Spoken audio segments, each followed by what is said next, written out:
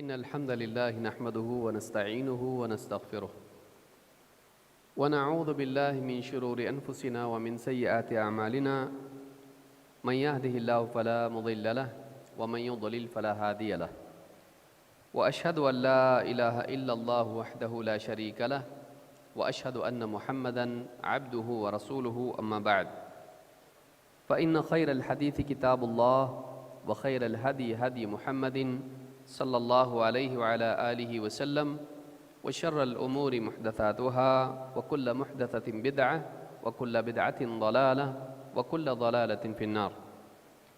قال الله تبارك وتعالى فليعبدوا رب هذا البيت الذي أطعمهم من جوع وآمنهم من خوف.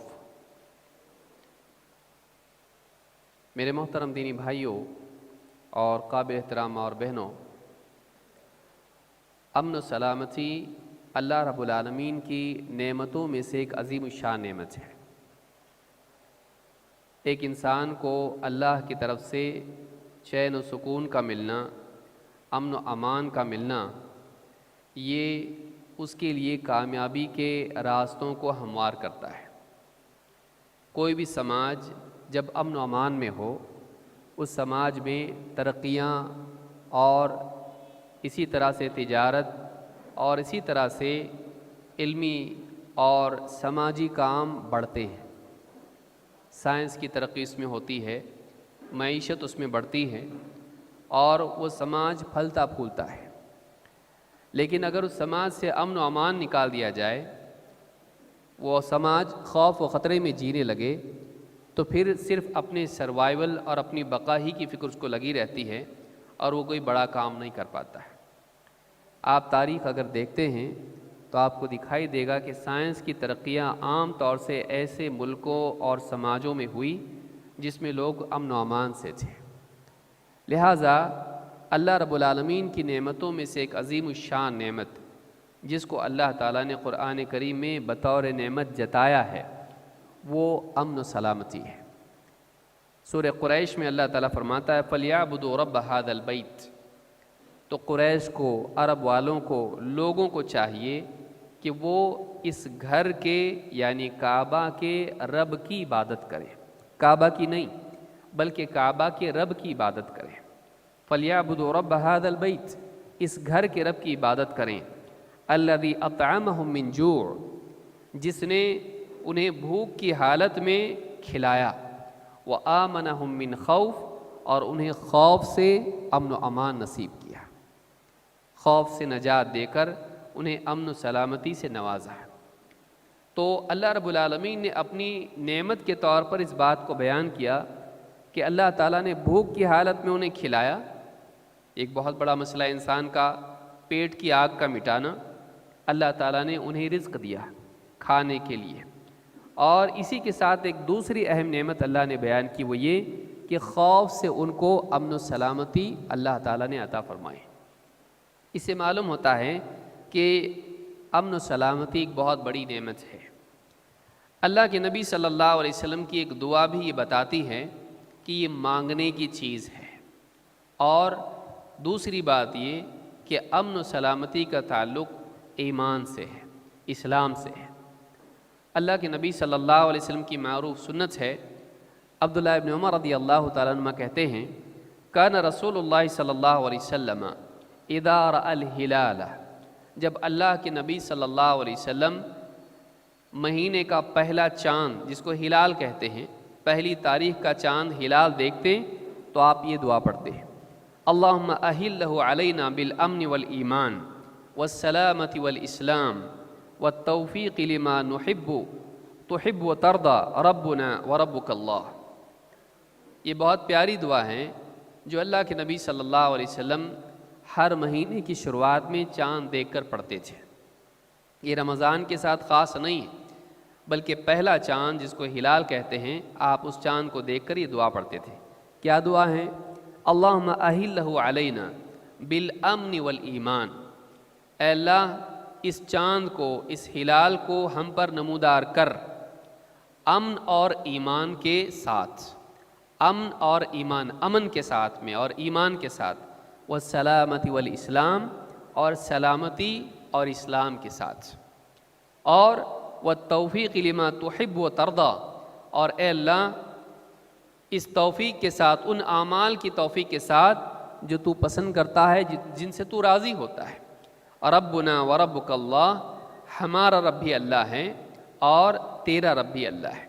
ہلال سے خطاب کرتے ہوئے کہتے کہ ہمارا رب بھی اللہ ہے اور تیرا رب بھی اللہ ہے۔ ہم چاند کو رب نہیں مانتے ہیں، ہم چاند کی عبادت نہیں کرتے ہیں، چاند کے اوپر ہمارا اعتقاد نہیں کہ اس سے انسان کی تقدیر بنتی سنورتی ہے، کہ فلانی اماوس ہے اور پونم ہے اور اس سے انسان کی زندگی کے فیصلے ہوتے ہیں، ہم نہیں مانتے ہیں، بلکہ ہم یہ مانتے ہیں کہ یہ چاند بھی اللہ رب العالمین کے حکم کے تابع ہیں، اس کا ایک خالق ہے، اس کا ایک مالک ہے۔ ربنا و ربک اللہ، ہمارا رب بھی اللہ ہے اور تیرا رب بھی اللہ ہے۔ اس حدیث کو امام ابن حبان اور امام الدارمی نے روایت کیا ہے اور یہ حدیث صحیح ہے۔ اس حدیث سے بات معلوم ہوتی ہے کہ اللہ کے نبی صلی اللہ علیہ وسلم اللہ تعالیٰ سے دعا کرتے تھے کہ ہر مہینہ جو نیا مہینہ آیا ہے وہ امن و امان کے ساتھ، امن اور ایمان کے ساتھ ہو اور سلامتی اور اسلام کے ساتھ ہو، اس سے مدینہ والوں کو، مسلمانوں کو امن نصیب ہو اور ایمان کی توفیق، ان کے عقیدے کی پختگی اس میں ہو، اسی طرح سے ان کے مال، ان کی جان، ان کی عزتیں سلامت رہیں، اور اسی کے ساتھ انہیں اللہ تعالیٰ کے بھیجے ہوئے دین اسلام پر چلنے کی توفیق بھی ملے، ہر اس عمل کی توفیق ملے جسے اللہ تعالیٰ پسند کرتا ہے اور سے راضی ہوتا ہے۔ اس حدیث سے بات معلوم ہوتی ہے، اس دعا سے بات معلوم ہوتی ہے کہ اللہ کے نبی صلی اللہ علیہ وسلم کی نگاہ میں امن اور سلامتی کی کتنی اہمیت تھی کہ آپ اللہ تعالیٰ سے ہر مہینے کی شروعات میں دعا کرتے تھے کہ اللہ ہم کو امن و سلامتی عطا فرما۔ مزید یہ بات بھی معلوم ہوتی ہے کہ کہیں نہ کہیں امن کا ایمان سے تعلق ہے اور سلامتی کا اسلام سے تعلق ہے۔ امن و سلامتی کو آپ ایمان اور اسلام سے الگ نہیں کرتے، آپ اس کو امن و سلامتی کو ایمان سے اور اسلام سے الگ نہیں کر سکتے، بلکہ یہ ایمان اور اسلام کا نتیجہ ہے۔ ایک بہت بنیادی بات یاد رکھنے کی ضرورت ہے کہ اگر ہم چاہتے ہیں کہ سماج کے اندر امن آئے، اگر ہم چاہتے ہیں کہ سماج میں سلامت رہیں لوگ، سلامتی آئے یہاں پر، تو اس سماج میں ہم کو ایمان اور اسلام کو لانا پڑے گا۔ ایمان اور اسلام ہی وہ چیز ہے جس کے ذریعے سے حقیقی معنوں میں ظاہری و باطنی، دنیاوی و اخروی امن و سلامتی انسان کو نصیب ہوتی ہے۔ کسی ایک حصے میں زندگی کے آدمی کو امن مل سکتا ہے اسلام کے بغیر، ایمان کے بغیر، لیکن حقیقی معنوں میں کامل درجے میں امن اور سلامتی اسلام اور ایمان کے بغیر نہیں مل سکتی، اور آخرت میں سلامتی اور امن ناممکن ہے۔ اس کا مدار ایمان اور اسلام ہی پر ہے۔ قرآن کریم میں اللہ رب العالمین نے دنیا اور آخرت میں امن کو ایمان کا نتیجہ قرار دیا ہے، اور امن اللہ کی طرف سے عطا کیا جاتا ہے ان لوگوں کو جو اپنے ایمان کو سنبھالیں۔ جو لوگ دنیا میں اپنے ایمان کو سلامت رکھتے ہیں، اللہ تعالیٰ اپنی طرف سے ان کو امن و سلامتی عطا فرماتا ہے، دنیا میں بھی اور آخرت میں بھی۔ قرآن کریم میں سورہ الانعام میں آیت نمبر 82 میں اللہ تعالیٰ فرماتا ہے الذین آمنوا ولم یلبسوا ایمانہم بظلم اولئک لہم الامن وہم مہتدون۔ جو لوگ ایمان لائے اور انہوں نے اپنے ایمان میں ظلم کی ملاوٹ نہیں کی، یہاں ظلم سے مراد شرک ہے، اللہ کے حق میں ظلم کہ اللہ کا حق کسی اور کو دیا جائے، یہ ظلم ہے۔ اللہ تعالیٰ کی عبادت کی بجائے بندہ لوگوں کی عبادت کرے، بتوں کی، سورج چاند ستاروں کی، پیڑ پودوں کی، یا انسانوں کی، نبیوں کی، ولیوں کی، یا پتھروں کی عبادت کرے، قبروں کی عبادت کرے، اس نے اللہ تعالیٰ کے ساتھ شرک کیا، اللہ کا حق کسی اور کو دیا۔ اللہ کا حق کیا ہے؟ اللہ کی عبادت کرنا اللہ کا حق ہے۔ الذین آمنوا، جو لوگ ایمان لائے، ولم یلبسوا ایمانہم بظلم، اور انہوں نے اپنے ایمان میں ظلم کی ملاوٹ نہیں کی، شرک سے بچتے رہے، اولئک لہم الامن، ایسے ہی لوگ ہیں جن کے لیے امن کا وعدہ ہے، انہی لوگوں کے لیے اللہ کی طرف سے امن کا وعدہ ہے۔ وَهُمْ مُهْتَدُونَ، اور یہی لوگ ہدایت یافتہ ہیں۔ دو باتیں اللہ تعالیٰ نے کہیں، دو کام کرو دو چیزیں ملیں گی۔ ایک کیا کرنا ہے؟ ایمان لاؤ، اور ایمان میں زندگی بھر شرک کو ملنے مت دو۔ زندگی بھر اس ایمان کی حفاظت کرو، شرک اس میں ملنے مت دو۔ شیطان کوشش کرے گا کہ تمہارے ایمان میں شرک کو ملا دے، مت ہونے دو ایسا۔ الذین آمنوا ولم یلبسوا ایمانہم بظلم، اس کے بعد اس کا وعدہ کیا ہے، اس پر انعام کیا ہے؟ اولئک لہم الامن، یہی وہ لوگ ہیں جن کے لیے امن ہے۔ کہاں؟ دنیا میں بھی اور آخرت میں بھی ہے۔ وہم مہتدون، اور یہ لوگ ہدایت یافتہ ہیں اللہ کے نزدیک، دنیا میں بھی اور آخرت میں بھی ہے۔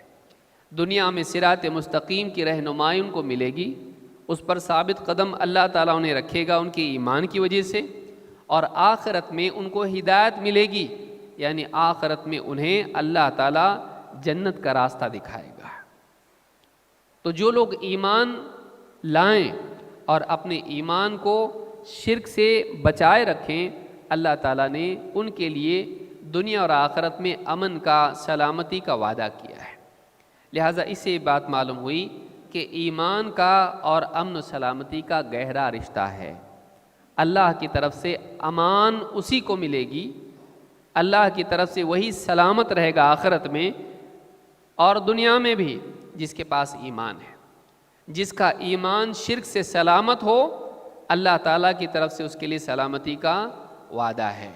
شیطان سے سلامتی، نفس سے سلامتی، دشمنوں سے سلامتی، ہر قسم کی قبر میں سلامتی، حشر کے میدان میں سلامتی، تو یہ جہنم سے سلامتی، اللہ تعالیٰ کی طرف سے امن کا وعدہ اس کے لیے ہے جس کے ایمان میں شرک کی ملاوٹ نہ ہو۔ اس سے بات معلوم ہوتی ہے کہ ایمان کا اور امن و سلامتی کا گہرا تعلق ہے۔ اسی طرح سے دنیا میں انسان کا سب سے بڑا دشمن کوئی حاکم اور حکمران نہیں ہے، سب سے بڑا دشمن کوئی بیماری نہیں، بلکہ انسان کا سب سے بڑا دشمن اگر کوئی ہے تو وہ شیطان ہے، جو اس کو ہمیشہ ہمیشہ کے لیے امن سے، سلامتی سے محروم کر کے جہنمی بنانے کے لیے تیار ہے۔ رات دن کوشش کر رہا ہے، آگے سے، پیچھے سے، دائیں سے، بائیں سے، ہر طرف سے اس پر حملہ کر رہا ہے تاکہ کسی طرح سے وہ اللہ کا مجرم بن جائے اور اللہ تعالیٰ کی حفاظت سے وہ نکل جائے۔ اس شیطان سے حفاظت کن لوگوں کے لیے ہے؟ اللہ تعالیٰ قرآن کریم میں فرماتا ہے فَإِذَا قَرَأْتَ الْقُرْآنَ فَاسْتَعِذْ بِاللَّهِ مِنَ الشَّيْطَانِ الرَّجِيمِ، تو جب بھی قرآن پڑھنے کا ارادہ کرے تو شیطان رجیم سے، مرجوم سے، جسے آسمانوں میں رجم کیا جاتا ہے، آگ کے شعلے مار کے بھگایا جاتا ہے، تو اس شیطان سے، شیطان کے مقابلے میں اللہ کی پناہ مانگ۔ کب؟ جب تو قرآن پڑھے۔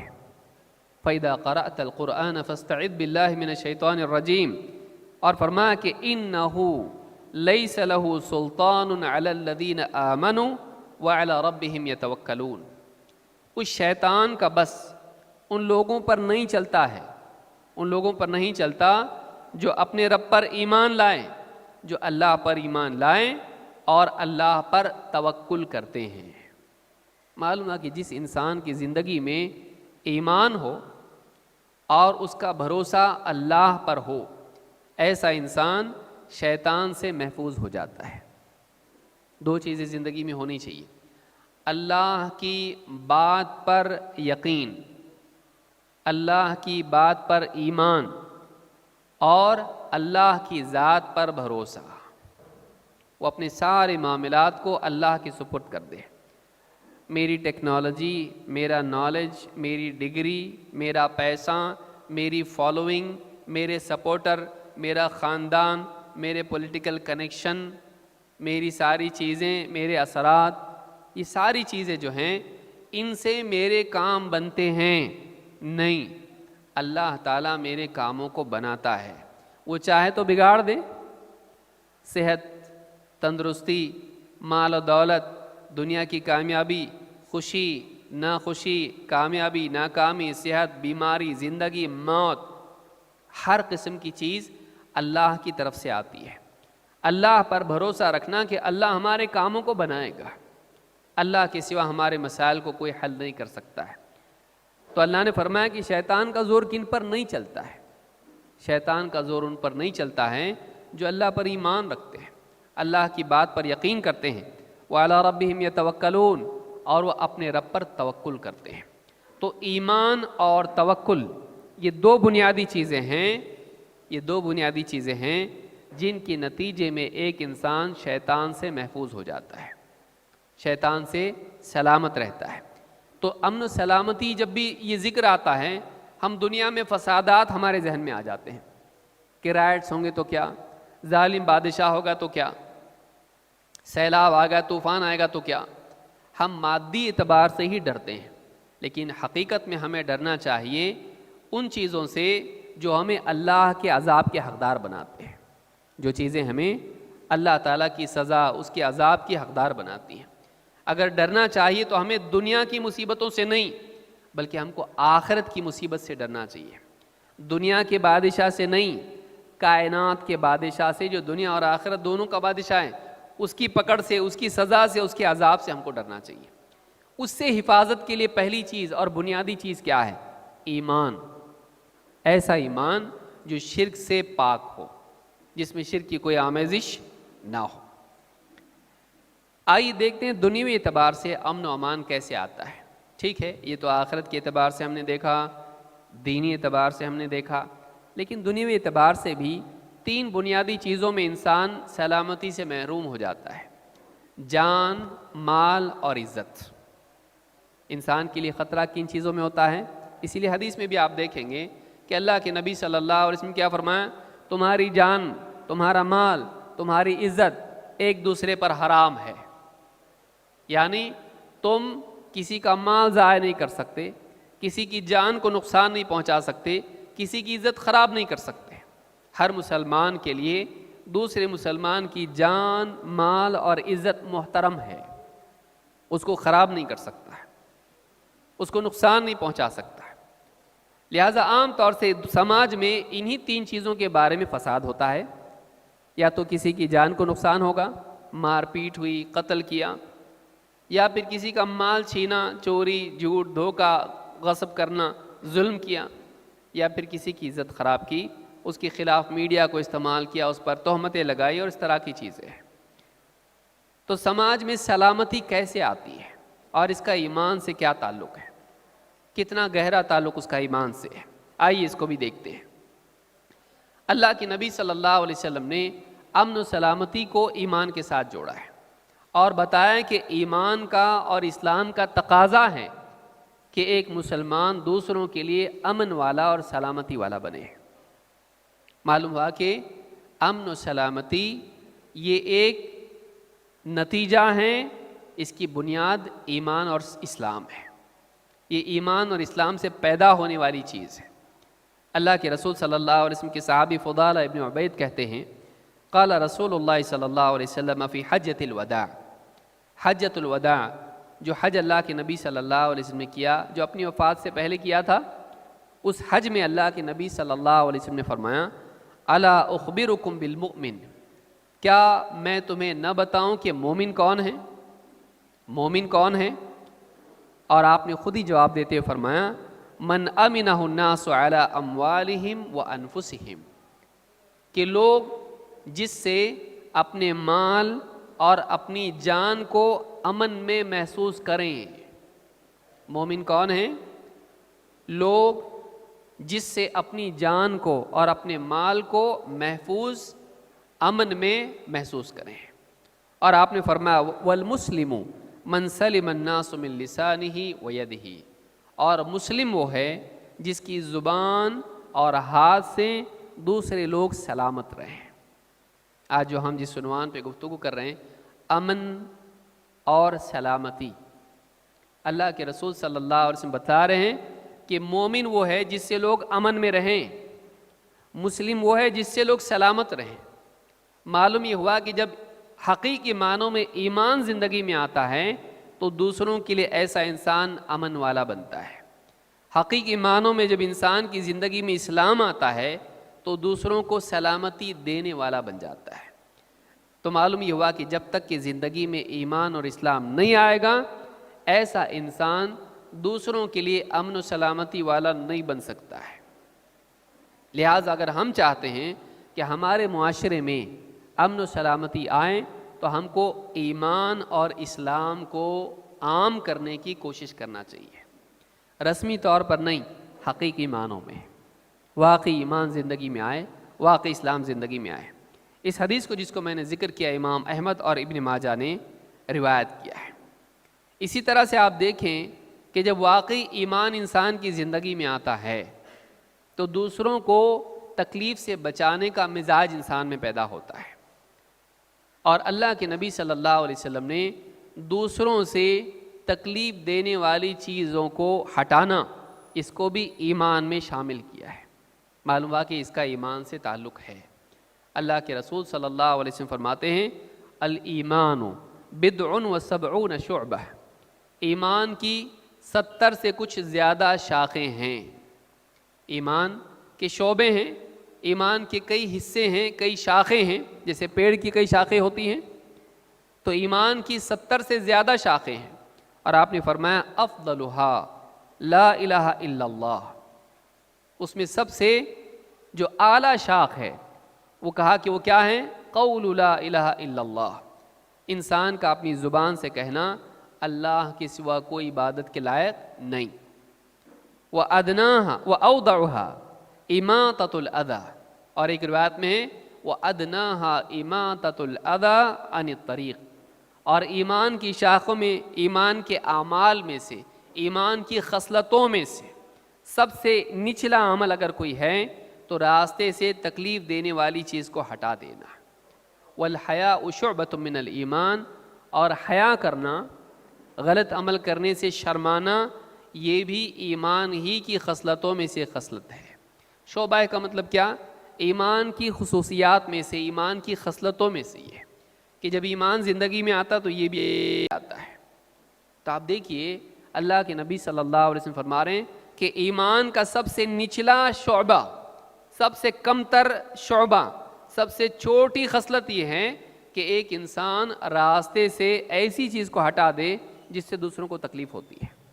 معلوم ہوا کہ ایمان جب زندگی میں آتا ہے تو ایک انسان کا مزاج یہ بنتا ہے کہ دوسروں سے تکلیف کو ہٹائے۔ جب ایسا مزاج انسان کا بنے گا تو دوسروں کو تکلیف کیسے دے سکتا ہے؟ اور اگر سماج میں سارے ایمان والے بن جائیں، سارے ایمان والے ہو جائیں تو ہر مسلمان، ہر ایمان والا دوسروں کو تکلیف دینے کی بجائے دوسروں سے تکلیف کو ہٹانے والا بنے گا۔ ویسے ہی جیسے اللہ کے نبی صلی اللہ علیہ وسلم کے زمانے میں ہوا کہ لوگ قبیلہ قبیلہ آپس میں جنگیں کرتے تھے سالوں سال۔ اوس اور خزرج دو قبیلے تھے، سالوں سے لڑتے تھے قبیلے، لیکن جب ان کے اندر ایمان آیا، انہیں اللہ تعالیٰ نے اسلام کی نعمت سے نوازا تو ایک دوسرے کے کیا بن گئے؟ بھائی بن گئے، اور ایک دوسرے کے لیے جان دینے والے بن گئے۔ وہ ایک دوسرے کی جان لینے والے تھے لیکن جنگوں میں ایک دوسرے کی حفاظت کرنے والے، ایک دوسرے کی تکلیف میں اس کے کام آنے والے بنے۔ تو معلوم ہوا کہ اسلام جب حقیقی معنوں میں زندگی میں آتا ہے، ایمان دل میں آتا ہے، تو ایسا انسان دوسروں سے تکلیف ہٹانے والا بنتا ہے۔ اس حدیث کو امام مسلم نے کتاب الایمان میں ذکر کیا ہے۔ اسی طرح سے اللہ کے نبی صلی اللہ علیہ وسلم نے ایمان کی نفی کی ہے ان لوگوں سے جو دوسروں کو تکلیف دیتے ہیں، خاص کر کے پڑوسیوں کو۔ آدمی کا بہت قریبی رشتہ جو ہوتا ہے، نسب کے اعتبار سے تو رشتہ داروں سے ہوتا ہے، لیکن اپنے وجود کے اعتبار سے اپنے پڑوسیوں سے ہوتا ہے۔ وہی اس سے قریب ہوتے ہیں، روزانہ ملنا۔ رشتہ دار تو دور رہتے ہیں لیکن پڑوسی کیا ہوتے ہیں؟ اس سے جڑے ہوئے رہتے ہیں، قریب رہتے ہیں۔ بلکہ اس کو کچھ ہو جائے تو پہلے پڑوسی آتے ہیں، رشتہ دار بعد میں آتے ہیں۔ آدمی مر جاتا ہے تب بھی اس کا جنازہ، دواخانہ لانا اس کے پڑوسی ہوتے ہیں، رشتہ دار تو گاڑی کر کے بعد میں آتے ہیں۔ پڑوسی کی اہمیت بہت زیادہ انسان کی زندگی میں ہوتی، لیکن عجیب بات یہ ہے کہ انسان کے زیادہ تر جھگڑے بھی پڑوسیوں سے ہوتے ہیں، پڑوسیوں سے بنتی نہیں ہے۔ اس کی پارکنگ میری پارکنگ، اس کا کچرا میرا کچرا، اس کا بچہ پاس ہوا میرا فیل ہوا، اس کی گاڑی میری گاڑی، اچھا وہ زیادہ اچھا، اس کا شور شرابہ، اس کے بچوں کی غلطیاں، میرے گھر میں تکلیف۔ اس کا پیڑ، اس کے پھل میرے آنگن میں گر رہے، یا پتے یا کانٹے میرے آنگن میں آ رہے ہیں، تو اکثر پڑوسیوں سے جھگڑا ہوتا ہے۔ اللہ کے نبی صلی اللہ علیہ وسلم نے اس انسان کے ایمان کا انکار کیا ہے جس کے شر سے اس کا پڑوسی محفوظ نہ رہے، سلامت نہ رہے۔ اللہ کے نبی صلی اللہ علیہ وسلم فرماتے ہیں من کان یؤمن باللہ والیوم الآخر فلا یؤذی جارہ، جو آدمی اللہ پر اور آخرت کے دن پر ایمان رکھتا ہے وہ اپنے پڑوسی کو تکلیف نہ دے۔ آپ دیکھیے، پڑوسی کو تکلیف نہ دے بعد میں بولا جا رہا ہے، پہلے کیا بولا جا رہا ہے؟ جو اللہ اور آخرت پر ایمان رکھتا ہے۔ اگر واقعی تیرے دل میں ایمان ہے تو تو نے اپنے پڑوسی کو تکلیف نہیں دینا چاہیے۔ معلوم ہوا کہ دوسروں کی سلامتی، سماج میں سلامتی ایمان کا نتیجہ ہے۔ حقیقی معنوں میں جب انسان کی زندگی میں ایمان آتا ہے تو سب سے پہلے اس کے پڑوسی، اس کے قریبی لوگ اس سے محفوظ ہو جاتے ہیں۔ اس حدیث کو امام البخاری مسلم نے روایت کیا ہے، بلکہ ایک روایت میں آپ فرماتے ہیں، ابو شریح رضی اللہ تعالیٰ فرماتے ہیں ان النبی صلی اللہ علیہ وسلم قال واللہ لا یؤمن واللہ لا یؤمن واللہ لا یؤمن، اللہ کی قسم وہ ایمان والا نہیں، اللہ کی قسم وہ ایمان نہیں لایا، اللہ کی قسم وہ آدمی ایمان نہیں لایا۔ 3 مرتبہ اللہ کے نبی صلی اللہ علیہ وسلم نے کہا کہ وہ آدمی ایمان نہیں لایا۔ صحابہ نے پوچھا قیل ومن یا رسول اللہ، صحابہ نے پوچھا اللہ کے رسول کون ایمان نہیں لایا، کون ایمان والا نہیں ہے، کس کا ایمان ٹھیک نہیں ہے؟ ومن یا رسول اللہ قال الذی لا یأمن جارہ بوائقہ، وہ آدمی جس کی شرارتوں سے، جس کے شر سے اس کا پڑوسی محفوظ نہ رہے، جس کے شر سے اس کا پڑوسی محفوظ نہ رہے۔ اس حدیث کو امام البخاری نے کتاب الادب میں روایت کیا ہے۔ اس حدیث سے بھی یہ بات معلوم ہوتی ہے، آپ دونوں حدیثوں کو ملا کر دیکھیں۔ اللہ کے نبی صلی اللہ علیہ وسلم نے پہلی حدیث میں کیا کہا؟ جو اللہ اور آخرت پر ایمان رکھتا ہے وہ پڑوسی کو تکلیف نہ دے۔ پڑوسی کو تکلیف دینا ایمان سے جوڑ کے بیان کیا جا رہا ہے، ایمان اگر ہے تو نہیں دینا چاہیے۔ دوسری حدیث میں کہا کہ اگر تکلیف دیتا ہے، اگر وہ تکلیف دیتا ہے اس کی شرانگیزیوں سے، اس کی شرارتوں سے، اگر اس کا پڑوسی امن میں نہیں ہے، سلامت نہیں ہے، تو ایسا آدمی ایمان والا نہیں ہے، یعنی ایسے انسان کا ایمان کامل نہیں ہے، اس میں ایسا نقص ہے کہ جس کی وجہ سے وہ جہنم میں جا سکتا ہے، اس کے ایمان میں ایسی کمی ہے جس کی وجہ سے وہ جہنم میں جا سکتا ہے۔ لہٰذا اس حدیث سے بات معلوم ہوئی کہ ایک آدمی اگر واقعی ایمان والا ہے تو وہ پڑوسیوں کو سلامتی دینے والا ہوگا۔ اسی طرح سے آپ دیکھیں کہ دنیا میں انسان دوسروں پر ظلم کیوں کرتا ہے؟ اسے پکڑ کا ڈر نہیں ہوتا ہے۔ جب کسی انسان کے ہاتھ میں طاقت آتی ہے، اقتدار آتا ہے، چاہے وہ مالدار ہو، چاہے سیاسی طاقت اس کے پاس ہو، ایسا انسان سیاسی طاقت پا کر دوسروں پر ظلم کرنے لگ جاتا ہے۔ ایسا انسان جس کے ماننے والے بہت ہوں، بڑا مرتبہ ہو، اس کو کوئی پکڑنے والا نہ ہو، اس کے ہاتھ میں سیاسی طاقت ہو یا کسی اعتبار سے اقتدار ہو، ایسا انسان کمزوروں پر ظلم کرتا ہے۔ کمزور ایسے انسان سے محفوظ نہیں رہتے۔ لیکن ایسے انسان کے دل میں اگر اللہ تعالیٰ کا ڈر آ جائے، آخرت کا خوف آ جائے، اللہ کی عظمت کا احساس انسان کو ہو جائے، تو ایسا انسان چاہے کتنی بھی طاقت پائے ہوئے ہو، ایسا انسان دوسروں پر ظلم نہیں کرتا۔ معلوم ہوا کہ کمزوروں کی سلامتی صرف قانون کے مضبوط ہونے میں نہیں ہے، کیونکہ بعض اوقات قانون ایسے لوگوں کے ہاتھ میں ہوتا ہے جو خود برے ہوتے ہیں۔ بعض اوقات سیاسی طاقت اور حکومت خود ایسے لوگوں کے ہاتھ میں ہوتی ہے جو اخلاقی بگاڑ کے شکار ہوتے ہیں۔ تو پھر انسان سلامت کیسے رہے گا؟ اس کو سدھارنے کا طریقہ کیا ہے؟ اس کو بچانے کا طریقہ کیا ہے؟ جب جج ہی بگڑا ہوا ہو، جب پولیس ہی خراب ہو، جب بادشاہی ظالم ہو، اب بتائیے کیسے سلامت رہے گا انسان؟ تو معلوم ہوا کہ جب تک کہ اندر روکنے والی طاقت نہ ہو، باہر کی طاقت واقعی کام کر سکتی ہے نہیں۔ بعض اوقات ایک انسان طاقتور ہوتا ہے پولیس اس تک پہنچتی بھی ہے، قانون اس تک پہنچتا بھی ہے، لیکن اپنی طاقت کا استعمال کر کے وہ اپنے آپ کو بچا لیتا ہے۔ تو ایسے انسان سے بچنے کا راستہ کیا ہے؟ ایسے لوگوں کو بنانے کا راستہ کیا ہے؟ روکنے کا راستہ کیا ہے؟ سیاسی طاقت نہیں، ایسے لوگوں کو روکنے کا طاقت کا طریقہ اور راستہ اندر کی طاقت ہے۔ ایمان کے ذریعے سے ایسے انسان کو پھر چاہے وہ گھر میں ہو، بازار میں ہو، جنگل میں ہو، کہیں بھی ہو، پہاڑ کے اوپر ہو، ایسا انسان جب اللہ سے ڈرنے والا بن جائے تو ایسا انسان پہ کسی پہ ظلم نہیں کرتا، چاہے کتنی طاقت اس کے ہاتھ میں کیوں نہ ہو۔ اللہ کے نبی صلی اللہ علیہ وسلم کے ایک ساتھی صحابی ہیں ابو مسعود انصاری، کہتے ہیں کنت اضرب غلاما لی بالصوت، میں اپنے غلام کو چابک سے مار رہا تھا۔ اس زمانے میں غلاموں کی حالت کیا تھی آپ جانتے ہیں، آدمی جو چاہے کرتا تھا، کان کاٹ دے تو کوئی پکڑنے والا نہیں تھا غلام کا، سماج میں کوئی اس کو روکنے والا نہیں تھا کہ کیوں کیے ایسا، اس کا غلام ہے تو کان کاٹے یا نہ کاٹے اس کی مرضی۔ اتنا زیادہ مظلوم غلام اس سماج میں تھے۔ کہتے ہیں کہ میں اپنے غلام کی پٹائی کر رہا تھا کوڑے سے، فسمعت صوتا من خلفی، میں اپنے پیچھے سے میں نے ایک آواز سنی ہے، اعلم ابا مسعود، اے ابو مسعود اچھی طرح جان لو، اچھی طرح جان لو۔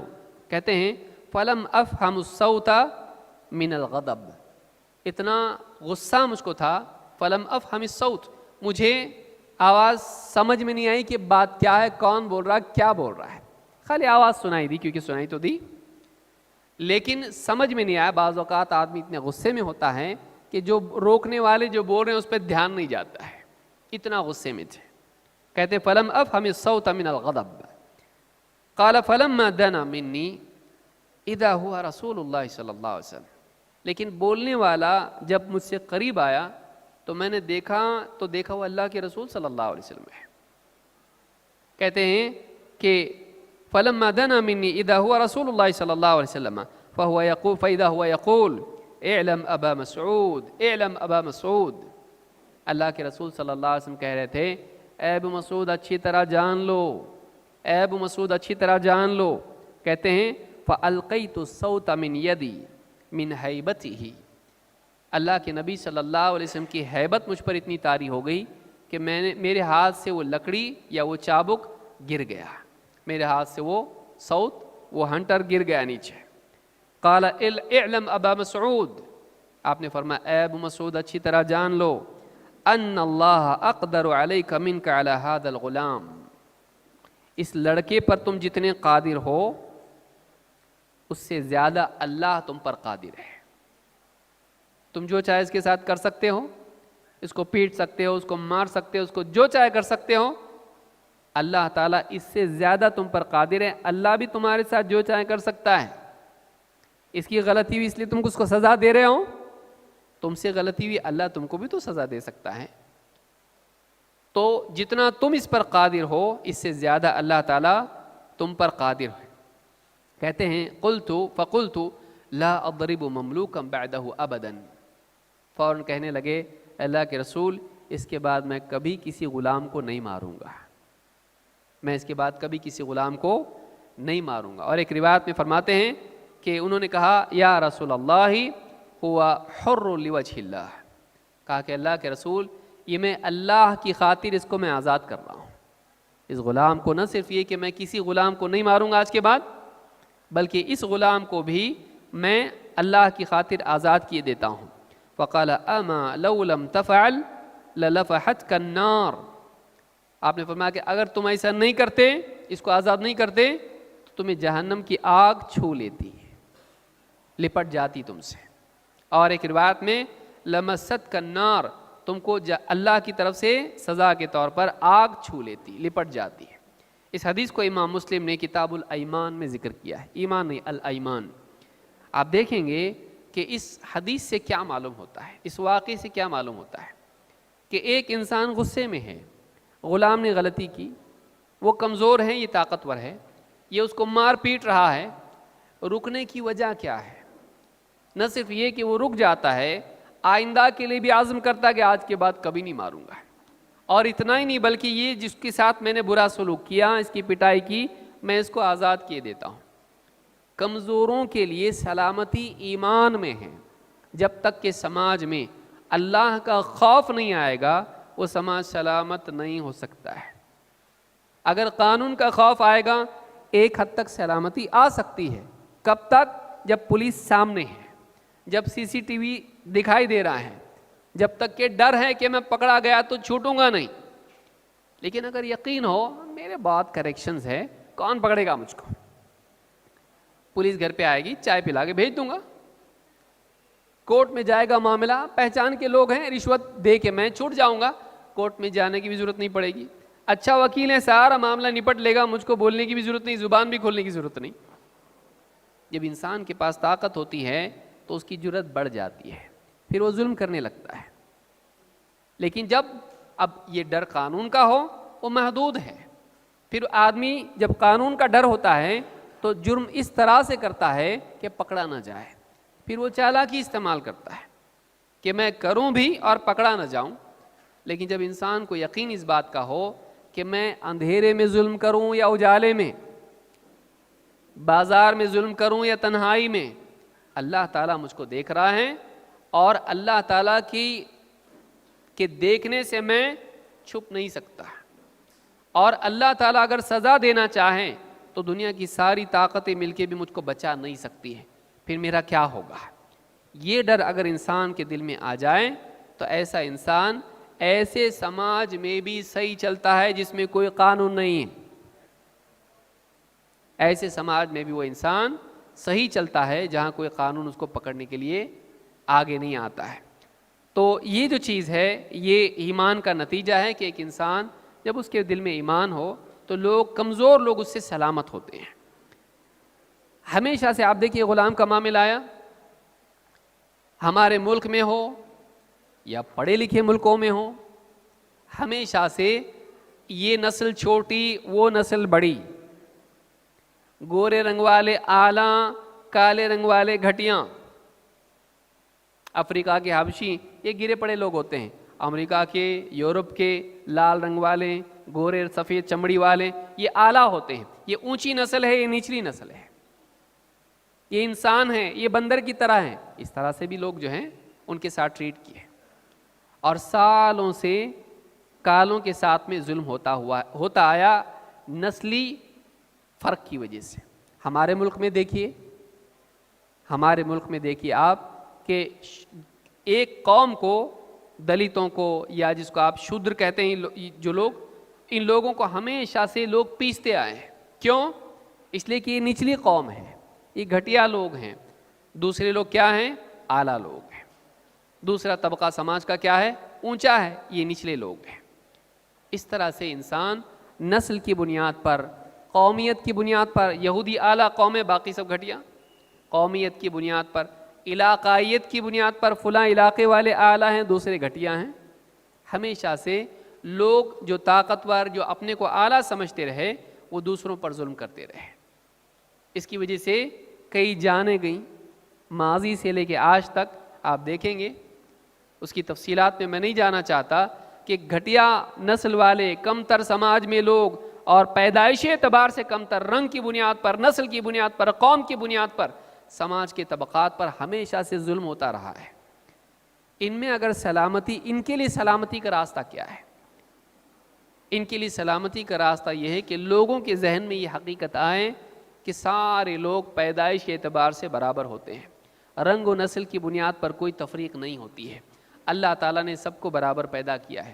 ہاں اگر فرق ہو سکتا ہے تو دینداری کی بنیاد پر کہ اچھا انسان کون ہے, برائیوں سے بچنے والا انسان کون ہے, اس عقیدے کی بنیاد پر کہ اللہ رب العالمین نے پھر یہ فرق کیوں رکھے, ان کو گورا کیوں بنایا, ان کو کالا کیوں, تاکہ تعارف ہو. کوئی کسی سے اعلیٰ گھٹیا اس بنیاد پر نہیں ہے.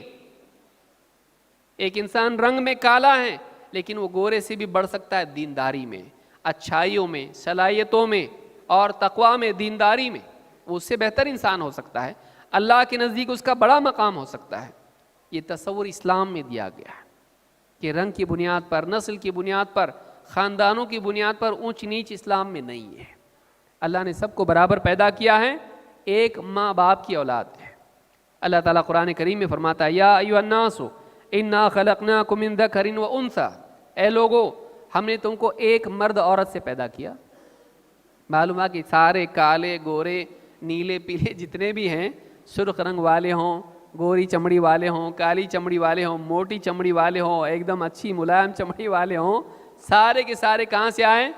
दो लोगों से, एक बाप एक माँ, एक जोड़ा था जिससे सारे लोग पैदा हुए, सब बराबर हैं, उनका सारों का सिलसिला जाकर आदम व हव्वा से जुड़ता है। या अय्युहन्नासु इन्ना खलकनाकुम मिन ज़करिन व उन्सा व जअलनाकुम शुऊबन व क़बाइला लितआरफू, और हमने तुमको कुंबे कबीलों में तकसीम कर दिया, फैला दिया तुमको। क्यों? ताकि एक दूसरे पर जुल्म करें, ताकि एक दूसरे पर फौकियत जताए? नहीं, लितआरफू, ताकि पहचान हो, बस कि ये फ़लाँ कौम है, ये फ़लाँ इलाके के लोग, ये फ़लाँ लोग हैं, पहचान हो बस, इसमें कोई किसी के ऊपर अफदल नहीं है। आगे इसी गलत फहमी को दूर करते हुए फरमाया, इन्न अक्रमकुम इंदल्लाहि अत्काकुम, तुम्हें ज़्यादा शर्फ वाला अल्लाह के नज़दीक वो है जो ज़्यादा परहेज़गार है, ज़्यादा गुनाहों से बचने वाला है, ज़्यादा तक़वा वाला है। इन्नल्लाह अलीमुन ख़बीर, यकीनन अल्लाह ताला इल्म रखने वाला है, ख़बीर है। इस सूरह अल हुजुरात की आयत नंबर 11 है।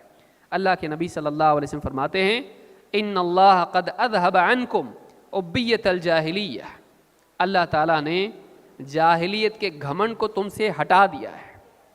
जाहिलियत में लोग क्या करते थे? हमारा ख़ानदान ज़बरदस्त, तुम्हारे से बढ़कर, सारे इलाके में हमारा ख़ानदान सबसे अच्छा, ऊंचा, टॉप, बेस्ट, सबसे अच्छे हम लोग, आला नस्ल के। कहा कि अल्लाह ताला ने जाहिलियत के घमंड को मिटा दिया। व फ़ख़रहा बिल आबा, और बाप दादा पर फ़ख्र करने को अल्लाह ने ख़त्म कर दिया। इस्लाम में नहीं है वो, इस्लाम में नहीं चलेगा। अब क्या है? इन्नमा हुआ मुमिनुन तक़ी व फ़ाजिरुन शक़ी। अब बस डिवीज़न दो ही हैं, अब तफरीक क्या है? ऊंच नीच कुछ नहीं। अब अगर लकीर खींच सकते हैं, इधर जाओ इधर आओ, दो ही बुनियादों पर, इम्मा इन्नमा हुआ मुमिनुन तक़ी, अब या तो इंसान ईमान वाला मुत्तकी परहेज़गार है, या फिर फ़ाजिरुन शक़ी, नामुराद नाकाम फ़ाजिर व फ़ासिक है, या तो नेक है या तो बद है, ईमान वाला है या काफिर है, दो में से एक है। तफरीक है तो ऐसी बस। अन्नासु कुल्लुहुम बनु आदम, लोग सब के सब आदम की औलाद हैं। व आदम खुलिक़ मिन तुराब, और आदम को मिट्टी से पैदा किया गया था। आदम अलैहिस्सलाम मिट्टी से पैदा किए, तो जितनी भी कोई भी अपने आप को ऊंची नस्ल वाला मानता है वो मिट्टी से पैदा हुआ है।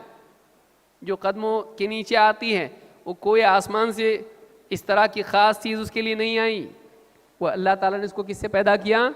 ज़मीन की मिट्टी से पैदा किया है। तो आप देखिए तिरमिज़ी की रिवायत तो कितनी प्यारी रिवायत है, कितनी प्यारी हदीस है, और ये इस्लाम है। आज अमेरिका जैसा मुल्क भी इसको मिटा नहीं सका, इतना पढ़ के फिर पढ़ रहे हो लोग, लेकिन अभी भी पीछे हैं, इस मामले में हल उनके पास नहीं आया। जबकि आज से 1400 साल पहले मस्जिद नबवी जो मुसलमानों का आलमी मरकज़ थी, उसका मुअज़्ज़िन कौन था? हबशी बिलाल रज़ी अल्लाह तआला अन्हु। उनके बुलाने पे लोग नमाज को आते थे, उनकी इकामत पर अल्लाह की नबी सल्लल्लाहु अलैहि वसल्लम कमरे से निकलते थे। आप सोचिए, तो ये जो चीज़ है इस्लाम ने इसको ख़त्म कर दिया। आज हमारे मुल्क में या दूसरे मुल्कों में आप देखिए कितने कत्ल होते हैं इसी बुनियाद पर कि ये कमतर नस्ल का था, इसने हमारे कुएं से कैसे पानी लिया, ये घटिया ख़ानदान का था, ये कमतर जो है पैदाइश का है, ये हमारी स्कूल में कैसे आया, ये फ़लाँ चीज़ को छू नहीं सकता, इसके साए से भी हमको बचना है, ये काले रंग वाला है, ये हमारी बराबरी भी नहीं आ सकता, इसको जॉब नहीं देना चाहिए, इसको बड़ा ओहदा नहीं देना चाहिए। आज भी ये चीज़ है, लेकिन आज इस्लाम में आप देखिए हरम में आपको दिखाई देता है ऐसा? कहीं नहीं दिखाई देता। हरम में आपको नहीं मिलेगा ऐसा, जो मरकज़ है पूरी दुनिया का। सारे मुसलमान बिल्कुल एक साथ सफ़ में खड़े हुए हैं, और कोई छोटा नहीं कोई बड़ा नहीं, काले गोरे हर कौम और नस्ल के लोग वहाँ पर एक साथ मिलकर अल्लाह की इबादत करते हैं। ये मंज़र आपको कहाँ मिलेगा? ये मंज़र आपको कहाँ मिलेगा? और किसी के दिमाग में भी नहीं आता ये घटिया हम बेहतर है। अरब के बाजू में, बल्कि अरब पीछे होगा और इमामत करने वाला कोई हबशी होगा, اور وہ اس کی کمپنی میں جاب پہ بھی ہوگا. یہ کہاں سے آیا؟ یہ اسلام کی نعمت ہے. یہ اس اللہ کی عظمت اور اس کے دین کے قبول کرنے کا نتیجہ ہے جو ساری انسانیت کے لیے خیر ہے. تو یہ بات یاد رکھنے کی ہے. اسی طرح سے انسانیت کو سلامتی نہ ملنے کے اسباب میں سے ایک سبب فقر و فاقہ بھی ہے. فقر و فاقہ بھی ہے، اور اس کی وجہ سے بھی انسان دوسروں کو تو کرتا ہی کرتا ہے قتل. مال چھینا، چوری کرتے ہوئے اس کو قتل کر دیا، ڈاکہ ڈالا، مار ڈالا، لیکن اپنی اولاد کو بھی قتل کرتا ہے. اپنی اولاد کو اس زمانے میں بھی ہوتا تھا اور آج بھی ہوتا ہے. بیٹوں کو بھی اور بیٹیوں کو بھی، اور خاص کر کے ہمارے ملک میں بیٹیوں کو زیادہ. کچھ لوگ بتاتے ہیں کہ ہندوستان میں لڑکیاں گھٹ رہی ہیں، لڑکے بڑھ رہے ہیں. ان کو شادی کرنے کو لڑکیاں ہی نہیں مل رہی. خاص کر کے ہریانہ وغیرہ کو آپ دیکھیں، وہاں لڑکیاں ہی نہیں مل رہی. ایک ساتھ اتنے ساری بھیڑ بول رہی کہاں ہیں لڑکیاں، ہم کو لڑکیاں ہی نہیں ہیں. کیوں؟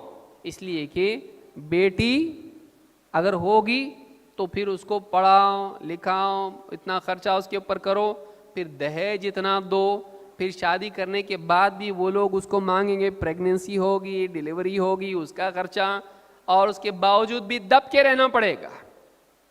ہم لڑکی والے، وہ لڑکے والے، ان کے سارے ٹھاٹ برداشت کرنے پڑیں گے. اتنا کون کرے گا بھائی؟ اس کو دفن کر دو ماں کے پیٹ پہ ہی. تو یہ جو چیز ہے فقر اور سماجی عار کی وجہ سے بچوں کی جان محفوظ نہیں، بچیاں محفوظ نہیں. اسلام نے عقیدہ دیا کہ عزت دینے والا، ذلت دینے والا اللہ ہے، جان ڈالنے والا اللہ ہے. کسی کو حق نہیں ہے جان لینے کا. ماں باپ تھوڑی نہ جان ڈالتے ہیں، وہ تو اللہ جان ڈالتا ہے. تو اللہ کی دیوی جان کو قتل نہیں کر سکتے. اور مال و دولت دینے والا، رزق دینے والا اللہ ہے. تو پیدا ہوا، تیرا رزق لایا، تیری اولاد پیدا ہو رہی، وہ اس کا اپنا رزق لے کر آ رہی ہے.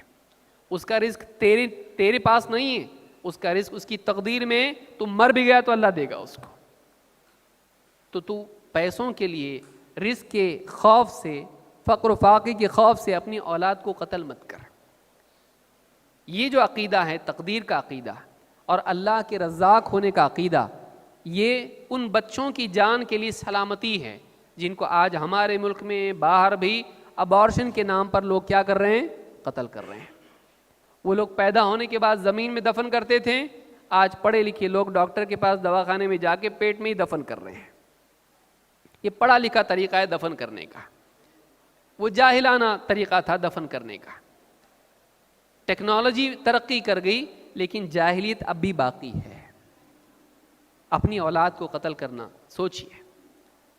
تو اللہ تعالیٰ قرآن کریم میں فرماتا ہے وَلَا تَقْتُلُوا أَوْلَادَكُمْ خَشْيَةَ إِمْلَاقٍ، اپنی اولاد کو فقر و فاقے کے خوف سے قتل مت کرو. نَحْنُ نَرْزُقُهُمْ وَإِيَّاكُمْ، انہیں بھی ہم رزق دیتے ہیں اور تم کو بھی.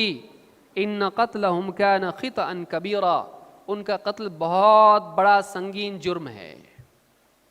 ان کا قتل کیا ہے؟ سنگین جرم ہے. یہ تمہارا اختیار نہیں ہے کہ میرا بچہ ہے نا، میں چاہتی ہوں. آج ویسٹ میں مسئلہ بنا ہوا ہے امریکہ میں، لا ابھی اس تعلق سے الٹا آیا ہے.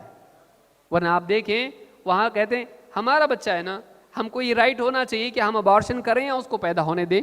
وہ عورت کی مرضی ہے. کیسے مرضی ہے؟ وہ جان ہے، وہ زندگی ہے. اس زندگی کو قتل کرنا تیری مرضی کیسے ہوئی؟ جب تیری زندگی تیری مرضی کے بغیر قتل کوئی تجھ کو نہیں کر سکتا، صرف اس وجہ سے کہ وہ پیٹ میں بچہ ہے اور اس سے پوچھا نہیں جا سکتا، تو اس کی زندگی کا فیصلہ کریں، اس کو قتل کر ڈالے؟ نہیں. قرآن کریم میں اللہ تعالیٰ فرماتا ہے وَإِذَا بُشِّرَ أَحَدُهُمْ بِالْأُنثَىٰ ظَلَّ وَجْهُهُ مُسْوَدًّا وَهُوَ كَظِيمٌ. عرب کے لوگوں کا حال اللہ بیان کرتے فرماتا ہے کہ جب ان میں سے کسی کو بیٹی کے پیدا ہونے کی خوشخبری سنائی جاتی ہے تو اس کے چہرے پر اندھیریاں چھا جاتی ہیں. وَلَّ وَجْهُهُ مُسْوَدًّا وَهُوَ كَظِيمٌ، اور وہ اپنا غم اپنے سینے میں چھپائے دبائے رہتا ہے. بہت ڈسٹریس اس کو ہوتا ہے، بہت ٹینشن اس کو آ جاتا ہے، ڈپریشن میں چلا جاتا ہے. ہماری ماڈرن زبان کے اعتبار سے وہ کیا ہوتا ہے؟ بیٹی ہوئی کے ڈپریشن میں چلا جاتا ہو. وَلَّ وَجْهُهُ مُسْوَدًّا، چہرے پر کالک چھا جاتی ہے اور وہ بالکل غم اپنے اندر چھپائے پیے جاتا ہے. یتوارا من القوم من سوء ما بشر بہ، جو خوشخبری اس کو سنائی گئی ہے اس کی وجہ سے اپنی قوم میں چھپتا چھپاتا پھرتا ہے. کیا ہوا بیٹی؟ ارے رے بیٹی ہوئی. کسی آدمی کو اگر تیسری بیٹی ہوئی تو خبر سن کے لوگوں کو دیکھی، اس سے زیادہ ان کو دکھ ہوتا. کیا ہوا؟ لڑکا ہوا کہ لڑکی؟ لڑکی. اور کتنے بچے ہیں؟ اور 2 بیٹیاں ہیں. تیسری بھی لڑکی ہوئی. ہاں. ارے یعنی کوئی بہت بڑا اس پہ صدمہ، اس کو صدمہ ہو جاتا کہ اس کو دکھ ہوتا کہ کیا پھنس گیا تو یہ مصیبت میں پڑ گیا. اس زمانے میں بھی عربوں کا حال یہ تھا کہ بیٹی پیدا ہونا ایک غم کی خبر تھی. تو اللہ نے فرمایا یتوارا من القوم من سوء ما بشر بہ، جو خوشخبری اس کو سنائی گئی ہے اس خوشخبری کی وجہ سے وہ اپنی قوم میں اپنا منہ چھپاتا پھرتا ہے. ایمسکہ علی ہون ام یدسہ فی التراب، اسی سوچ میں رہتا ہے کہ اسے ذلت کے ساتھ اٹھائے رکھیں، پالتا رہیں. 2 میں سے ایک آپشن اس کے پاس ہوتا ہے، یا تو ذلت کے ساتھ میں اس بچی کو پالے، اس کی تربیت کرے، اس کو سنبھالے، زندہ رہنے دے، ام یدسہ فی التراب، یا پھر اس کو مٹی میں دبا کے دفن کر دے. کیا کرے؟ سوچتا رہتا ہے کہ کیا کروں، سنبھالوں گا تو بڑی ذلت ہوگی قوم میں بیٹی والا، اور نہیں تو دوسرا آپشن کیا ہے، اسے زمین میں دفن کر دوں. الا ساء ما یحکمون، کیسا برا فیصلہ ہے جو یہ کرتے ہیں. اللہ تعالیٰ نے ان لوگوں کی برائی بیان کی ہے کہ جو لوگ رزق کی وجہ سے، رزق کے خوف کی وجہ سے اولاد کو قتل کرتے ہیں، یا جو لوگ سماجی عار کی وجہ سے اپنی اولاد کو قتل کرتے ہیں، بیٹیوں کو قتل کرتے ہیں. اللہ رب العالمین نے ایسا دین دیا جس میں ہم کو یہ بتایا گیا کہ عزت ذلت کا مالک اللہ ہے اور رزق کا دینے والا اللہ ہے. اگر 10 بچیاں بھی پیدا ہو جائیں تو اس کا رزق بھی اللہ دے گا. اللہ تعالیٰ رزق کا سب کو، جو چرند و پرند کو دیتا، سمندر کی مچھلیوں کو دیتا، آسمان میں اڑنے والے پرندوں کو دیتا، کیڑے مکوڑوں کو دیتا، وہ تجھ کو رزق نہیں دے گا. اور ماں کے پیٹ میں کون سی دکان تھی، کون سا مال تھا، ماں کے پیٹ میں کیسے دیا؟ وہاں تو کھاتا بھی نہیں تھا. یہ وہاں جب رکھ کے اللہ رب العالمین نے رزق دیا بیٹے کو بھی اور بیٹی کو بھی، تو اللہ تعالیٰ دنیا میں لا کر کیوں رزق نہیں دے سکتا ہے؟ جو ماں کے پیٹ میں رزق دے سکتا ہے وہ دنیا کے پیٹ میں کیوں نہیں دے سکتا؟ اور اگر اس وجہ سے کہ بیٹی کو ہم پالیں تو مسئلہ بن جائے گا ہمارے لیے، اگر سب لوگ اپنی بیٹیوں کو دفن کریں اور تیری ماں کو اگر دفن کر دیتے تیرے نانا نانی، تو تو آتا دنیا میں تو بیٹا بھی تو پیدا ہوتا بیٹی سے ہی نا، مرد بھی پیدا ہوتا ہے عورت سے، عورتیں ختم ہو جائیں تو مرد بھی آنا بند ہو جائیں گے. تو یہ سوچنے کی چیز ہے کہ ایک انسان آج پڑھا لکھا انسان ہے، اور یہ سروے یہ ہے کہ جاہلوں سے زیادہ پڑھے لکھے گھروں میں ابارشن ہوتا ہے. سوچیے، آدمی سوچے گا جاہل لوگ کرتے ہوں گے، ایسا نہیں. جاہل ہمت والا ہوتا ہے، اللہ پالنے والا ہے. پڑھا لکھا، ارے کیا ہوگا، میری پیمنٹ اتنی، ہاں میرا پیکیج اتنا، بیوی اتنا کماتی، میں اتنا کماتا، اور ہم دونوں کا ملا کے لون پہ گھر لیا ہوا ہے، اس کے اتنے انسٹالمنٹ سے. یہ جاہل ہیں، یہ پڑھا لکھا جاہل ہے جو اتنا نہیں جانتا کہ رزق کا دینے والا کون ہے، اللہ رب العالمین ہے. یہ جو ایمان ہے یہ اگلی نسل کے لیے سلامتی کا ذریعہ ہے. تقدیر پر ایمان اگلی نسل کے لیے امن و سلامتی کا ذریعہ ہے. عورت کو دیکھیے، عورت ہمارے معاشرے میں سلامتی کے ساتھ نہیں جیتی، اکثر اس کے ساتھ ظلم ہوتا ہے، خاص کر کے گھروں میں. بعض اوقات جاہل ماں باپ اس پر ظلم کرتے ہیں، اور بعض اوقات شوہر بھی اس پر ظلم کرتا ہے. ماں باپ، شوہر عام طور سے جہالت کی وجہ سے اپنی اولاد پر ظلم کرتے ہیں. بچیوں کو ان کی جائیداد میں حصہ نہیں دیا جاتا، بچیوں کو ان کی جائیداد میں حصہ نہیں دیا جاتا. بچیوں کے بہت سارے حقوق ہیں جن سے ان کو محروم کیا جاتا ہے. ان کے ذمے گھر کے بہت سارے معاملات آتے ہیں جو زبردستی ان پر تھوپے جاتے ہیں. بہت سے فیصلے، نکاح کے معاملات بھی ان پر تھوپے جاتے ہیں، زبردستی ان کا نکاح کر دیا جاتا ہے، ان کی کوئی پسند نہیں دیکھی جاتی. ہم اس کے حق میں نہیں کہ لڑکی جا کے خود پسند کر کے ماں باپ کو آ کے بولے مجھ کو پسند ہے میں کر کے آئی نکاح اس سے. نہیں، ایسا نکاح نہیں ہوتا ہے. لیکن یہ بھی ظلم ہے کہ بچیوں کی خواہش کے خلاف ان کی شادیاں کر دی جائیں اور ان سے پوچھا بھی نہیں جائے کہ اس کو پسند ہے نہیں ہے کیا ہے. اسلام نے بچیوں سے بھی اجازت لینے کا حکم ہم کو دیا ہے. اللہ کے نبی صلی اللہ علیہ وسلم کے زمانے میں ایک نکاح ایسا ہوا، اس عورت نے شکایت کر دی اللہ کے رسول صلی اللہ علیہ وسلم سے، تو آپ نے اس کو اختیار دیا اور آپ نے اس نکاح کو کیا کر دیا؟ ختم کر دیا، کیونکہ اس کی زبردستی اس کا نکاح ہوا تھا۔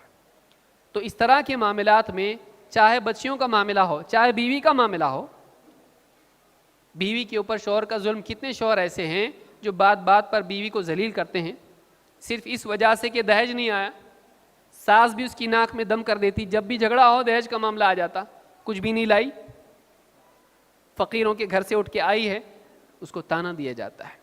شوہر بھی مار پیٹ کرتا ہے، جب بھی اس کا بزنس نہیں چلتا ہے بھیج دیتا ہے میں کہ مار پیٹ کے، جاؤ کچھ لے کے آؤ وہاں سے۔ کتنے بے غیرت لوگ ایسے ہیں سماج کے اندر۔ اللہ کے نبی صلی اللہ علیہ وسلم بتاتے ہیں ایسے آدمی کا ایمان ہی ٹھیک نہیں ہے، اس کو بھی ایمان سے جوڑا گیا۔ اللہ کے رسول صلی اللہ علیہ وسلم فرماتے ہیں اکمل المؤمنین ایمانا احسنهم خلقا وخیارکم خیارکم لنسائہم خلقا۔ امام الترمذی اور ابن حبان نے اس کو روایت کیا۔ اللہ کے رسول صلی اللہ علیہ وسلم فرماتے ہیں ایمان والوں میں سب سے کامل ایمان والے وہ ہیں جو ان میں اخلاق میں زیادہ اچھے ہوں۔ ایمان والوں میں سب سے کامل ایمان والے وہ ہیں جو اخلاق میں اچھے ہوں، اور تم میں سب سے اچھے لوگ وہ ہیں، تم میں سب سے بہتر لوگ وہ ہیں جو اخلاق میں اپنی عورتوں کے لیے اچھے ہوں۔ اگر یہ بات انسان یاد رکھے کہ ایک انسان اچھا تبھی قرار پاتا ہے جب وہ اپنے گھر کی عورتوں کے ساتھ اچھا ہو، چاہے پھر وہ بیوی ہو جو بنیادی تعلق انسان کا ہوتا ہے، جو پہلا تعلق تھا آدم و حوا کا، پھر چاہے وہ ماں کے روپ میں ہو، وہ بیٹی کے روپ میں ہو، وہ بہن کے روپ میں ہو، اگر ان کے ساتھ اس کا سلوک اچھا نہیں ہے تو ایسا انسان اچھا نہیں ہے۔ اور جب ایسے انسان کا اخلاق اچھا نہیں ہے، جس انسان کا اخلاق اچھا نہیں ہے، تو اس انسان کا ایمان اچھا نہیں ہے۔ معلوم یہ ہوا کہ زندگی میں جب صحیح ڈھنگ سے ایمان آتا ہے تو انسان کا اخلاق اچھا ہوتا ہے، اور سب سے تو اچھا ہوتا ہی ہے، خصوصاً وہ سماج کا سب سے کمزور طبقہ عورت، ان کے ساتھ اچھا ہوتا ہے۔ آپ دیکھیں ہر سماج میں عورتوں کے ساتھ استحصال ہوتا آیا ہے، حتیٰ کہ آج کے اس جدید دور میں بھی جس میں عورتوں کے حقوق کی بات کی جاتی ہے وہ بھی استحصال ہیں۔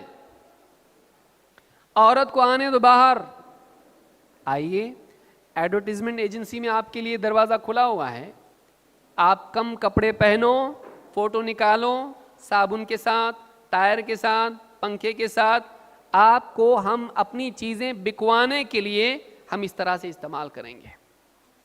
یہ بھی عورت کا استحصال ہے، یہ بھی عورت پر ظلم ہے کہ عورت کو ورغلا کر آزادی کے نام پر نمائش کی چیز بنانا۔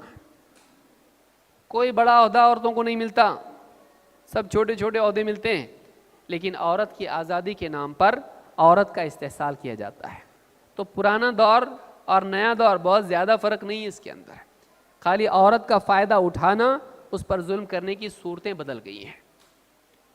تو حدیث میں یہ بتایا گیا ہے کہ ایمان کا تقاضا ہے کہ انسان کا اخلاق اچھا ہو، اور ایمان کا تقاضا ہے کہ ایک انسان عورتوں کے ساتھ اچھا سلوک کرنے والا، ان پر ظلم کرنے والا نہ ہو، ان کے حقوق ادا کرنے والا ہو۔ جب انسان کے اندر ایمان ہوگا، اللہ سے ڈر کے بہنوں کی جائیداد دے گا، اس کا حصہ دے گا۔ ایمان انسان کا صحیح ہوگا، عورت پر ظلم نہیں کرے گا، اس کا حق ادا کرے گا، اس سے اچھا سلوک کرے گا۔ ایمان دل میں ہوگا، پرائی عورتوں کو چھیڑ خانی ان کے ساتھ نہیں کرے گا۔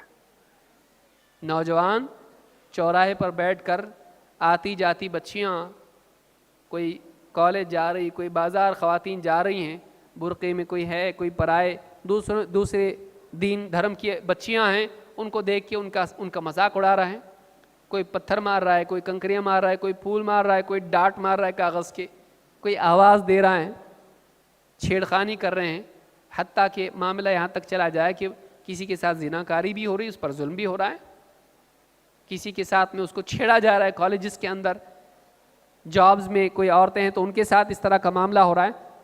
مومن وہ ہے جس سے خواتین سلامت رہیں۔ یہ ایمان کا تقاضا ہے کہ ایک انسان گھر کی عورتیں ہوں یا باہر کی عورتیں ہوں، ان کے لیے وہ شر والا نہ بنے، بلکہ ان کے لیے حفظ و امان بنے کہ پرائی عورت سے نگاہ جھکا لے، اس کی عزت کی حفاظت کریں، نہ کہ یہ اس کی عزت کو خراب کرنے والا ہو۔ تو یہ ایمان کا تقاضا ہے جس سے دوسرے محفوظ رہتے ہیں۔ اسی طرح سے آپ دیکھیں گے، آخری بات کہہ کے میں اپنی بات کو ختم کر رہا ہوں، کہ سماج میں ایک سلامتی ختم ہونے کا ایک معاملہ یہ بھی ہوتا ہے کہ کسی نے آپ کے ساتھ ظلم کیا تو آپ انتقام اس سے لیتے ہیں اور سلسلہ جاری رہتا ہے۔ ایک آدمی نے فلاں کو مارا، قتل کیا، یا اس کو اذیت پہنچائی، ہاتھ پاؤں توڑ دیے اس کے، اب اس کے خاندان والے کیا کرتے ہیں؟ ٹھیک ہے، ہمارے بھائی کو، ہمارے دوست کو، ہمارے چچا کو، ہمارے باپ کو انہوں نے ایسا کیا، ہم اس کے خاندان والوں پر ظلم کریں گے۔ پھر وہ جا کر اس کے بھائی کا قتل کرے گا، وہ جا کر اس کے باپ کے ہاتھ پاؤں توڑے گا، وہ جا کر اس کے بچوں کا قتل کرے گا۔ اس طرح سے انتقام سماج کے امن و امان کو خراب کرتا ہے۔ لیکن جس انسان کو یہ بات یاد ہو کہ اگر میں دوسروں کو معاف کروں تو اللہ مجھ کو معاف کرے گا، جس انسان کے دل میں یہ ایمان ہو کہ معاف کرنے والوں کو اللہ معاف کرتا ہے، اور اللہ تعالیٰ معاف، دنیا میں ایک انسان دوسروں کو معاف کرے، آخرت میں اللہ تعالیٰ اس کی غلطیوں کو، گناہوں کو معاف کرے گا۔ اگر یہ دل میں انسان کے ہے تو دوسروں کو معاف کرنے والا بنتا ہے، اور معافی کے نتیجے میں سماج میں سلامتی آتی ہے۔ اگر ہر آدمی بدلہ لینے لگے، آپ بتائیے سماج سلامت رہے گا؟ نہیں۔ سماج میں ہمیشہ غلطی کرنے والے لوگ رہیں گے، کبھی جان بوجھ کے، کبھی انجانے میں بھی غلطی ہوگی، اور اس سے کسی کا نقصان ہوگا، کسی کو تکلیف ہوگی۔ لیکن اگر ہر آدمی اس تکلیف کا بدلہ لینے لگے تو سماج میں بالکل ایک بحران پیدا ہوگا، کیاس آئے گا۔ اگر سماج میں لوگ معاف کرنے والے بنے تو ایسا سماج سلامت رہتا ہے۔ اور معافی کی بنیاد کیا ہے؟ کیا ملے گا؟ یہ ایمان کے نتیجے میں انسان کو ملتا ہے کہ اگر میں اس کو دنیا میں معاف کروں تو اللہ تعالیٰ آخرت میں مجھ کو معاف کرے گا، اگر میں اس کی غلطی معاف کروں اللہ میری غلطیاں معاف کرے گا۔ یہ مزاج ایمان کے نتیجے میں بنتا ہے۔ اللہ تعالیٰ قرآن کریم میں فرماتا ہے وَلْيَعْفُوا وَلْيَعْفُوا وَلْيَصْفَحُوا، ایمان والوں کو چاہیے کہ وہ درگزر کا معاملہ کریں اور معاف کر دیا کریں، معاف کریں، درگزر کریں دوسروں کی غلطی اور ان کی زیادتیوں پر۔ أَلَا تُحِبُّونَ أَن يَغْفِرَ اللَّهُ لَكُمْ، کیا تم یہ پسند نہیں کرتے کہ اللہ تمہاری مغفرت کرے؟ ایمان والوں کو چاہیے کہ وہ معاف کریں، درگزر کریں دوسروں کی زیادتیوں کو۔ کیا تم یہ بات پسند نہیں کرتے کہ اللہ تم کو معاف کرے، اللہ تمہاری مغفرت کرے؟ أَلَا تُحِبُّونَ أَن يَغْفِرَ اللَّهُ لَكُمْ وَاللَّهُ غَفُورٌ رَحِيمٌ، یقیناً اللہ بڑا مغفرت کرنے والا، رحم کرنے والا ہے۔ ارحموا من فی الارض یرحمکم من فی السماء، تم زمین والوں پر رحم کرو، آسمان والا تم پر رحم کرے گا۔ یہ جو مزاج ہے یہ ایمان کے نتیجے میں پیدا ہوتا ہے، اور اس کے نتیجے میں سماج میں امن و سلامتی آتی ہے۔ لہٰذا اس آیت میں اللہ رب العالمین نے معاف کرنا سکھایا۔ کبھی ایسا بھی ہوتا ہے کہ انسان کو انصاف چاہیے ہوتا ہے لیکن ملتا نہیں، انتقام لینے کی بھی طاقت نہیں ہوتی ہے، اور وہ آدمی اندر سے تڑپ کے رہ جاتا ہے کہ میرے پورے خاندان کو فساد میں قتل کر دیا گیا، اور میرا کیا؟ حکومت میرا کیس قبول ہی نہیں کر رہی ہے، تو اب میرا انصاف کہاں ملے گا؟ اگر ایمان نہ ہو تو ایسا انسان یا تو بغاوت کرے گا، یا پھر ایسا انسان خود جو ہے ذہنی یعنی بیماریوں میں مبتلا ہو جائے گا، ڈپریشن میں چلا جائے گا۔ ایسے لوگ کبھی بھی یعنی اس مصیبت سے نکل نہیں پاتے ہیں۔ ایمان ہے جو انسان کو امید دلاتا ہے، ٹھیک ہے دنیا میں انصاف نہیں ملا نا، آخرت میں ملے گا۔ یہ جو احساس ہے انسان کو ہمت ہارنے سے بچاتا ہے۔ ایسا انسان جو اپنے اوپر، اپنے گھر والوں پر، اپنے متعلقین پر ہوئے ظلم کا بدلہ چاہتا ہے لیکن دنیا میں اس کو انصاف نہیں ملتا ہے، تو ایسے انسان کے لیے ایمان ایک طاقت بنتا ہے، ایک تسکین اور ایک مرہم بنتا ہے کہ دنیا میں نہیں ملا نا، آخرت میں ملے گا۔ اللہ تعالیٰ قرآن کریم میں فرماتا ہے وَلَا تَحْسَبَنَّ اللَّهَ غَافِلًا عَمَّا يَعْمَلُ الظَّالِمُونَ، ظالم دنیا میں جو کچھ کر رہے ہیں تم لوگ ایسا مت سمجھنا کہ اللہ تعالیٰ اس سے غافل ہے۔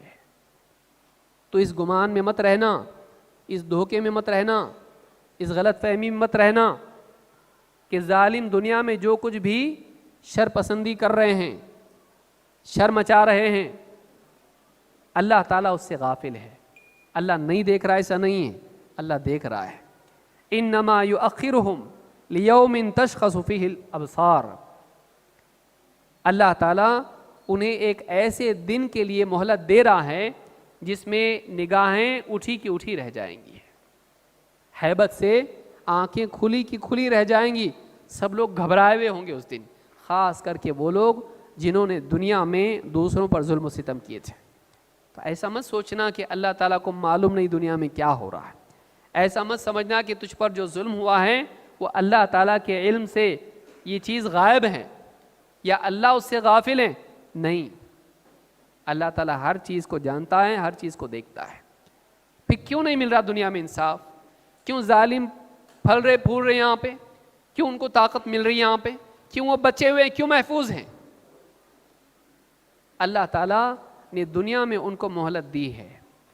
دنیا کی زندگی جیسے ختم ہو جائے گی، قیامت کا دن قائم ہوگا، اللہ تعالیٰ اس دن ہر اس انسان کو انصاف دلائے گا جس کو دنیا میں انصاف نہیں ملا۔ ایسا انسان جب اس کا ایمان ہی ہوتا ہے، آج نہیں تو قیامت کے دن انصاف ملے گا، ایسے انسان کے لیے امید پیدا ہوتی ہے، اور امید انسان کو مایوس ہونے سے، ٹوٹنے سے، یا پھر انسان کو پھٹنے سے بچاتی۔ اس کو یاد رکھیے، اگر انسان مایوس نہیں ہوتا ہے، امید رکھتا ہے، تو امید انسان کو ٹوٹنے سے یا پھٹنے سے بچا لیتی ہے۔ یا تو آدمی ٹوٹ جاتا ہے، یا پھر غصے سے، غم و غصے سے پھٹ جاتا ہے اور سماج میں مجرم بن کے دوسروں پر ظلم کرنے لگتا ہے۔ تو یہ دونوں جرم ہیں، دونوں برائیاں ہیں، مایوس ہو جانا بھی برائی ہے، اور اسی طرح سے انسان کا دوسروں پر ظلم کرنا، شر بن جانا، بگڑ بن جانا، مجرم بن جانا، بگڑنا، یہ بھی برائی ہے۔ لیکن جب انسان کے پاس امید ہوتی ہے آخرت کی امید اسے دوسروں کے لیے سلامتی والا بناتی ہے۔ ایسا انسان دوسروں پر ظلم نہیں کرتا، اور ایسا انسان مایوس ہو کے خودکشی بھی نہیں کرتا۔ بہت سارے لوگ ایسے معاملات میں اتنا زیادہ ان کو ڈپریشن، انگزائٹی اور اتنی زیادہ ان کو سٹریس ہوتی ہے کہ بہت سارے لوگ اس طرح کی خودکشی بھی کر لیتے ہیں۔ تو یہ ان کے لیے بھی سلامتی بنتی ہے، امید ہے۔ لہٰذا ایک انسان یہ بات یاد رکھے کہ ایمان حفاظت ہے، ایمان حفاظت ہے، ایمان کے ذریعے سے آخرت میں بھی سلامتی ملتی ہے، اور ایمان سماج میں سلامتی لاتا ہے۔ اللہ رب العالمین ہم سب کو اس بات کے سمجھنے کی توفیق دے، اور لوگوں کو ایمان کی طرف بلانے، اللہ کا صحیح تعارف کرانے، اللہ تعالیٰ کی قدرت اور اس کی رحمت کا تعارف لوگوں کو کرانے، اور آخرت کی ہولناکیاں اور آخرت پر یقین کی طرف لوگوں کو لانے کی ہم سب کو توفیق عطا فرمائیں۔ اقول ھذا واستغفر اللہ لی ولکم۔